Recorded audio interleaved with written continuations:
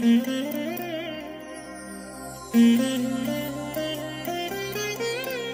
దినం పరము నుండి దిగివచ్చు మాట. ఇది నీ జీవితానికి వెలుగుల బాట. నీ ఒడిలో ఉంచబడిన దీవెనల మూట, అద్భుతాల ఆనంద ఊట. ఫిబ్రవరి 18 సంవత్సరం అంతా మీరు బైబిల్ చదివి ధ్యానించడానికి ఈరోజు మీరు చదవలసిన లేఖన భాగము ఉదయం లేవియా కాండము 23 మరియు 24 అధ్యాయములు, సాయంత్రం మార్కు సువార్త 1వ అధ్యాయము 1 నుండి 22వ వచనం వరకు. క్రీస్తునందు నాకు అత్యంత ప్రియమైన దేవుని బిడ్డలారా, ఈ ఉదయకాల సమయంలో మీకు శుభములు కలుగునుగాక. ఎలా ఉన్నారు? బాగున్నారు కాదు?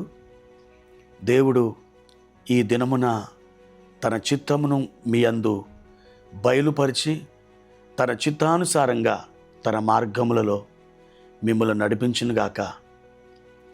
ప్రియమైన దేవుని బిడ్డలారా, ఈ ఉదయకాలం ప్రభు మనకిచ్చినటువంటి ఒక మాటను చదువుకుందాం.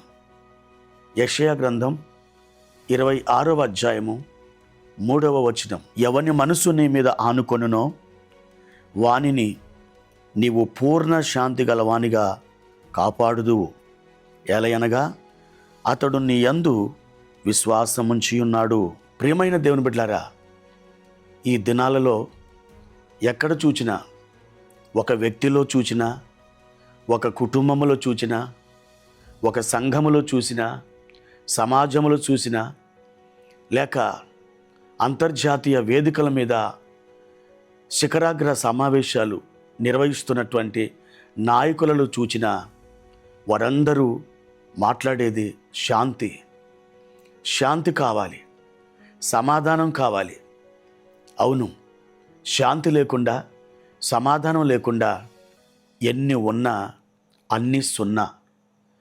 ఎందుకనంటే శాంతి, సమాధానం ఒకవేళ ఒక మనుషుడికి లేకపోతే అతడు ఎంత ధనమును, ఎంత పేరుని, ఎంత ప్రఖ్యాతులను, ఎంత పరపతిని, ఎంత బంధు బలగాలను, అతడు ఎంత అధికారమును కలిగి ఉన్నా అది అతనికి ఒక నిరాశమయమైనటువంటి పరిస్థితి, అతనికి ఒక నిరుత్సాహకరమైనటువంటి పరిస్థితిలోకి వెళ్ళినట్లు అనిపిస్తుంది.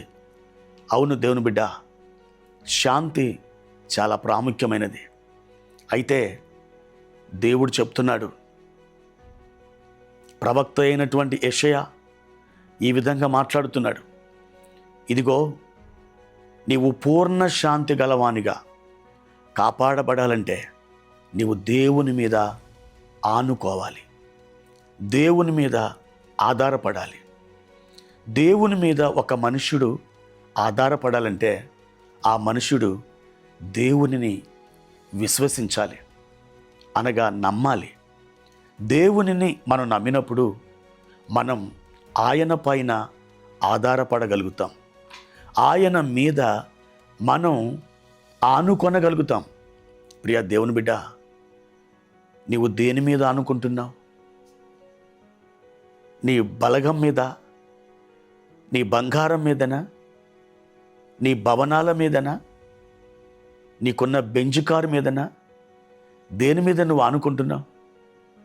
దేని మీద నువ్వు ఆనుకున్నా, అనగా దేనిని బట్టి నువ్వు అతిశయించినా, దేనిని బట్టి ఇదిగో నాకు ఫలానిది సమాధానం ఇస్తుంది అని నువ్వు అనుకున్నా, ఒకనాడు నీకు అది నిరాశను కలిగిస్తుంది, అంతులేని విషాదాన్ని నీకు మిగిలిస్తుంది. అందుకే దేవుని యొక్క వాక్యం సెలవిస్తుంది, ఇదిగో ప్రజలారా, మీరు ఆయనను విశ్వసించండి, ఆయన మీద ఆనుకొనండి. ఎప్పుడైతే మీరు అలా ఆనుకుంటారో మీరు పూర్ణ శాంతి గలవారిగా మీరు నడిపించబడతారు. యేసు ప్రభువారు అన్నారు, నేను మీకు శాంతిని అనుగ్రహించి వెళ్ళుచున్నాను, నా శాంతినే మీకు అనుగ్రహించుచున్నాను, లోకమిచ్చినట్లుగా నేను మీకు అనుగ్రహించుటలేదు అని ఆయన ప్రకటించారు. అవును దేవుని బిడ్డ, ఆయన శాంతిని కావాలంటే ఆయన తట్టు చూడు. ఆయన శాంతి కావాలంటే ఆయన వైపు తిరుగు. ఆయన శాంతి కావాలంటే ఆయనను విశ్వసించి ఆయన మీద నీ భారం మోపు.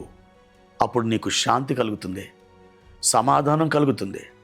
ఈ రోజున గొప్ప శాంతితో సమాధానంతో నువ్వు నడిపించబడడానికి యెషయా గ్రంథం 26వ అధ్యాయము 3వ వచనంలోని వాగ్దానాన్ని నీ ప్రార్థనలో ఎత్తుపట్టు. ఈ దినమంతా ఈ మాటను పదే పదే చదువుకో, నీ మనసులో ధ్యానం చేసుకో. తప్పకుండా ప్రియ దేవుని బిడ్డ, నీకు గొప్ప శాంతిని ప్రభువారు దయచేస్తారు. అట్టి కృప దేవుడు నీకు అనుగ్రహించునుగాక. ప్రార్థన. ప్రియమైన తండ్రి, మీ ఘనమైన నామానికి వందనాలు చెల్లిస్తున్నాను. ఈ ఉదయకాల సమయంలో మీరు మాకు దయచేసిన ఈ గొప్ప సమాధానం, ఈ శాంతి కొరకు వందనాలు అయ్యా. ఈ ఉదయం మా ప్రియులను మీరు ఒక్కసారి దర్శించండి. రాత్రంతా వారు సుఖముగా నిద్రపోయి ఈ ఉదయకాలం చురుకైన మెలకువ కలిగి నిద్ర నుండి లేచి మోకాళ్ళు వేసి మీ వాక్యాన్ని చదువుకొని ప్రభ ఈ దినాన్ని వారు ప్రారంభించే కృపను మీరు ఇచ్చినందుకు వందనాలు. ఈ రోజంతా కూడా మీ శాంతినే, అవును ప్రభ, తరగని మీ సమాధానమునే వారికి దయచేసి మహిమ, ఘనత, ప్రభావములు పొందుకొనుమని యేసుక్రీస్తు నామములో ఈ ప్రార్థన అడుగుచున్నాను తండ్రి. ఆమేన్.